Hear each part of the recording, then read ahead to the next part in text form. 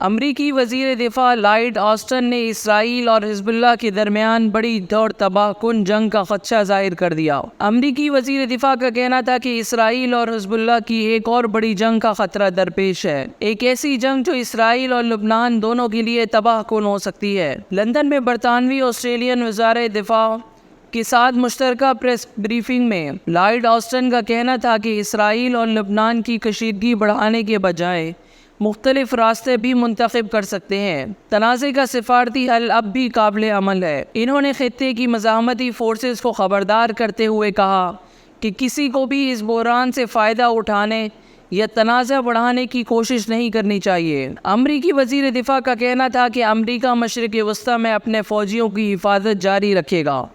امریکی وزیر دفاع لائیڈ آسٹن نے اسرائیل اور حزب اللہ کے درمیان بڑی اور تباہ کن جنگ کا خدشہ ظاہر کر دیا۔ امریکی وزیر دفاع کا کہنا تھا کہ اسرائیل اور حزب اللہ کی ایک اور بڑی جنگ کا خطرہ درپیش ہے، ایک ایسی جنگ جو اسرائیل اور لبنان دونوں کے لیے تباہ کن ہو سکتی ہے۔ لندن میں برطانوی آسٹریلین وزارت دفاع کے ساتھ مشترکہ پریس بریفنگ میں لائیڈ آسٹن کا کہنا تھا کہ اسرائیل اور لبنان کی کشیدگی بڑھانے کے بجائے مختلف راستے بھی منتخب کر سکتے ہیں۔ تنازع کا سفارتی حل اب بھی قابل عمل ہے۔ انہوں نے خطے کی مزاحمتی فورسز کو خبردار کرتے ہوئے کہا کہ کسی کو بھی اس بحران سے فائدہ اٹھانے یا تنازع بڑھانے کی کوشش نہیں کرنی چاہیے۔ امریکی وزیر دفاع کا کہنا تھا کہ امریکہ مشرق وسطی میں اپنے فوجیوں کی حفاظت جاری رکھے گا۔